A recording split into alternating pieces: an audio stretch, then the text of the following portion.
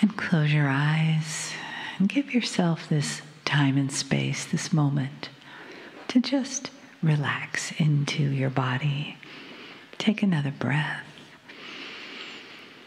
and feel it going all the way down your legs into the floor and out into the earth. And then once more, a nice big breath in. And feeling connected to the planet, to the earth here, and also to the divine, the entourage in the room, the beautiful family around us, and the energy that's created when we come together. So let that encircle you like a beautiful, soft cocoon. And know that as you do, there's an opening created. There's a state of grace that you become available to. And that grace is translated into vibration in your being, in your body, in your heart, and in your soul. So let that grace permeate every cell of your being, every thought, and every part of you, as these beautiful messages of healing and love come forward. Hear not only the words, but hear the vibration that comes to you, that loves you, and that can bring you deeper and deeper into that place of grace. So it is good day to you, huh? Very good to see your energy, your light, your brightness. For those of you whom we do not know, we are Adironnda, and we bring with us an entire council of light on your behalf. We want you to know, as these times are evolving, as these times are honoring, as these times are expanding where we did not know they could ever expand, it is up to you to expect the unexpected. You see, we think we go along every day, putting the clothes on, going to work, going to play, going to the job, going to the family, going here, going there. Everything runs along smoothly. And then all of a sudden, it doesn't. Those are the times we are in, eh? Anyone here have a little unsmoothness coming around about them, huh? Yes. Are you there? Are you still breathing? Yes? Then you have unsmoothness coming. That's probably not a word. That is the confusing part, is even the English language. Even all languages are shifting round about. So you think you've got it figured out and you turn on the machine that you call the computer and it does not work. What do? So you come on this and this doesn't happen and the traffic doesn't blend with you, or the airplanes don't get your luggage coming in, everything that could possibly happen happens. And some you maybe not, some people are saying, well, it is because the universe just has it in for me. We've got this going on, the universe has it in for me, and everything is going wrong, and my life is going bad, and things are going bad, and the relationship is going bad, and take a deep breath, dearest ones, that is divine order. And no, the universe doesn't test you. The universe doesn't push your buttons on purpose. The universe just asks for your own intention for involvement. Evolvement. So take a deep breath. Are you choosing to evolve? Or are you choosing to stay stuck in the mess that was yesterday? We believe that you are the evolvers of the planet. You are the energy beings of light that are shifting the consciousness. And when you have the unexpected pop out of your box and it comes into your pathway, what do?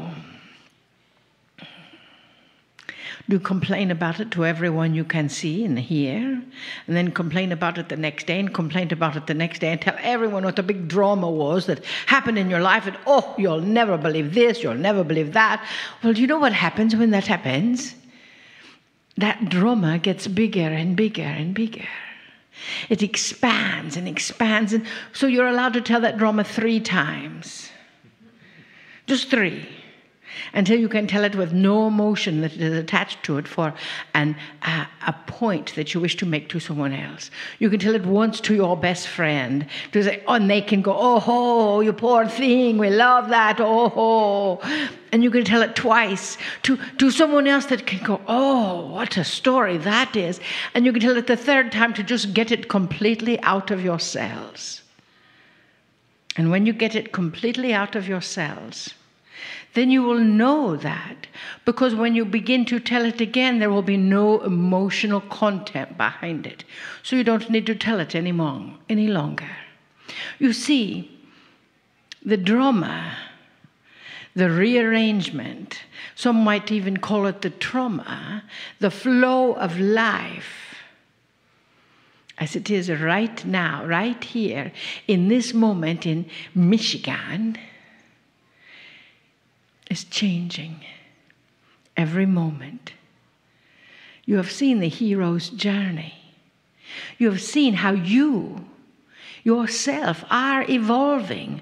So the more you focus on, oh, but I wish I had this, oh, but I wish I had that, then the drama is going to come in to see how they can recreate that.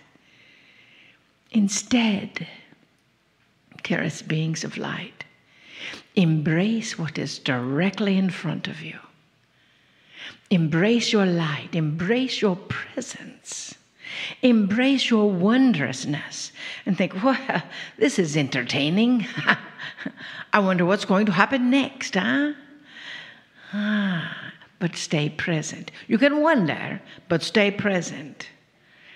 That is why we tell you to take a deep breath. You cannot breathe into yesterday.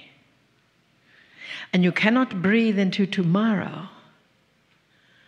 You can only breathe into this moment, right here, right now. And this moment is perfectly designed for your magnificence. Yes? It is perfectly designed for the clarity, for you to move forward, to connect all that circuitry in that marvelous muscle you call a brain, and to allow that circuitry to expand around you. So then the people that are sitting next to you, hip to hip here in this room, you can indeed shift the consciousness of your world. Always expect the unexpected. And always expect miracles. But that is another topic. Dearest beings of light, we love you so much. We came all this way just for you. Your evolution, your enlightenment, your joy, your consciousness is a part of why we are here. We see you. We hold the mirror up so you can see you as well as we do. Magnificent beings of light. You are the unexpected. Yes? Namaste. Namaste. Greetings, dear ones. I'm Kryon of Magnetic Service. I speak to those in the room and those listening who are not aware even truly of who they are. There is so much hidden, even at this point, even with all the channelings that we have done, even with those who have listened to most of them, are still not fully aware of who you are, of what has happened, what has really, truly happened here.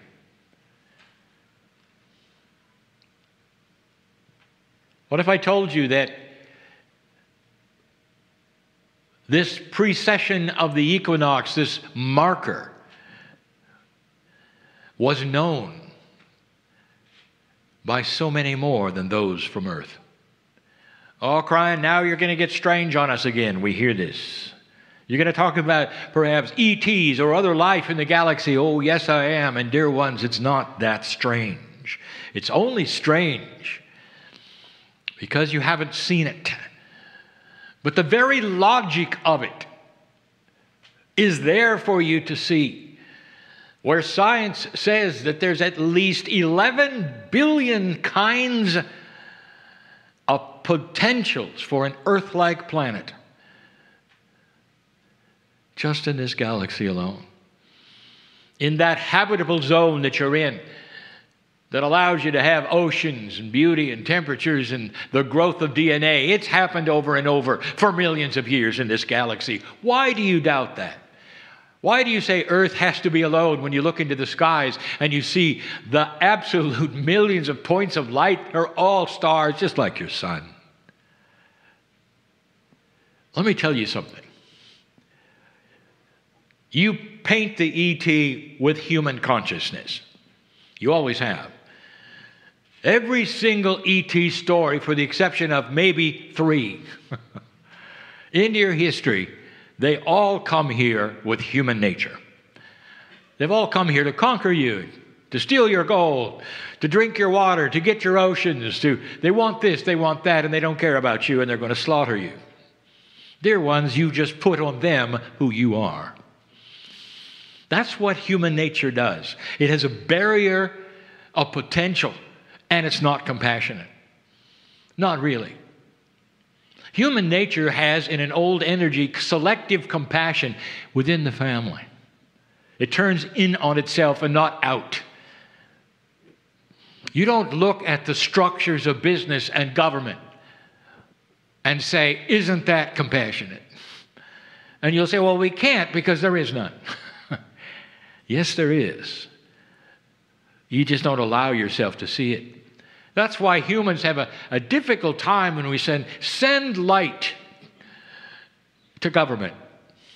And they say, we don't want anything to do with it. And then we say, wouldn't it make more sense if you showed the way, just with light, with compassion, in dark places of the planet? And even that is more difficult. Human nature is that way now, and it is starting to change. That is why I'm here. This galactic family of yours, especially the ones who are eons and eons beyond you, the ones who have been here 1 million years with life just like yours, with DNA just like yours, knows about you. I have said this before, maybe not this succinctly, that the greatest majority of the life that is around you in this galaxy knows about the creative source. You've been here such a short time. New kids on the block. We told you this. You've got the lowest consciousness that there is. And so almost everything that you would meet from here on would have been through just what you've been through. There are things you yet are going to discover about energy, about communication, about multidimensionality that is going to change absolutely every paradigm. Every paradigm.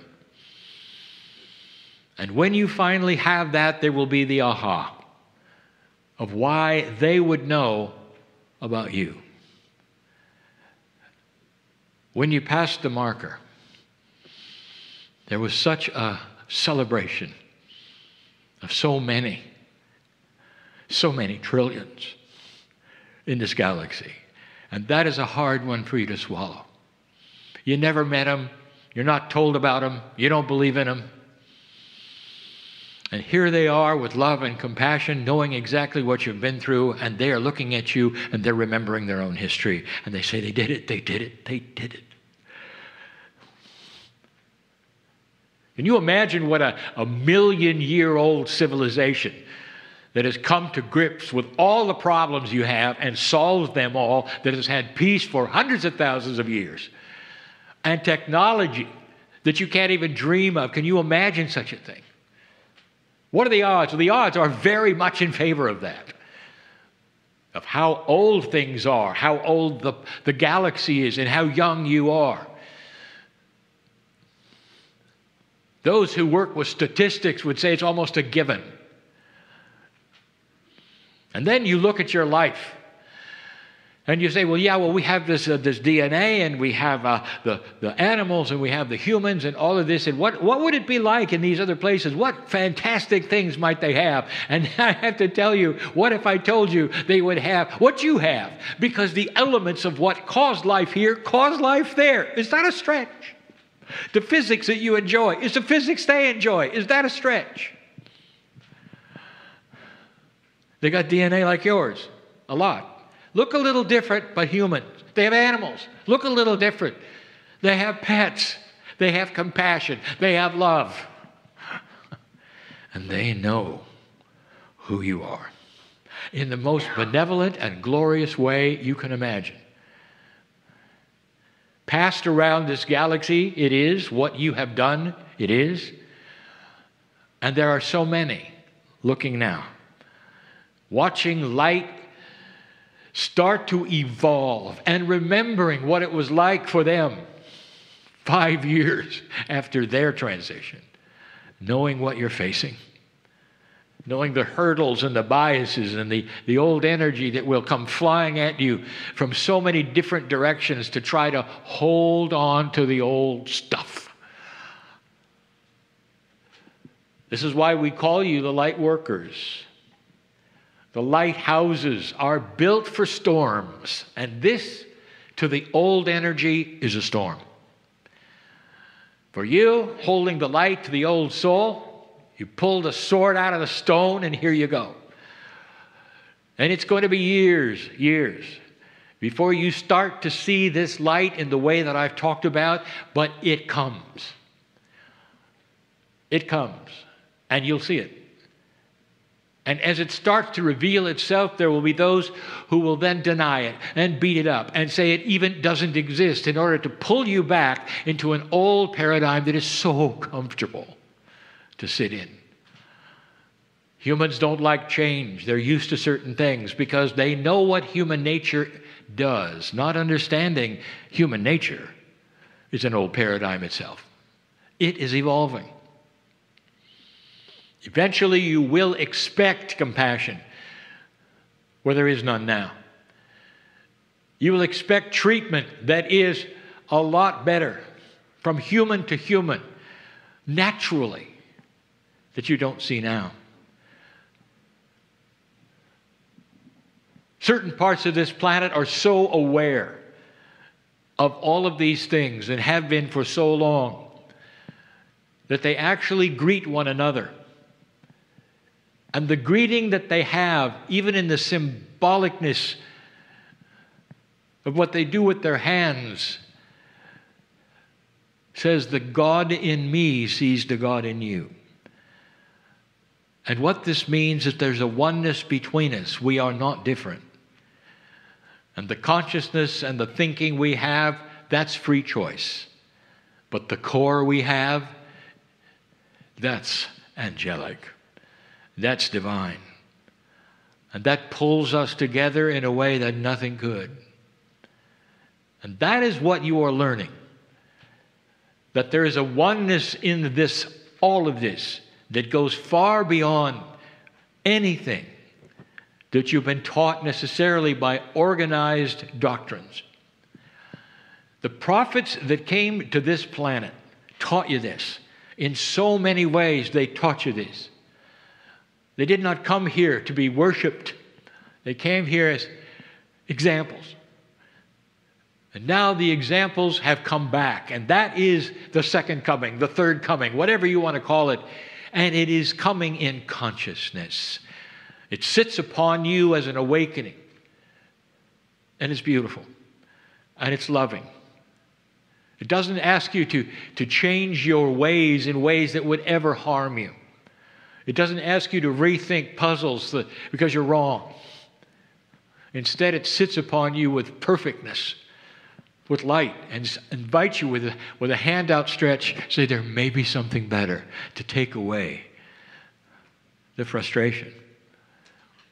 So that when you wake up in the morning, there is peace. You don't come from a beautiful dream and snap awake just to be confronted by all the difficulties and the horror of life. And so many of you do that every day.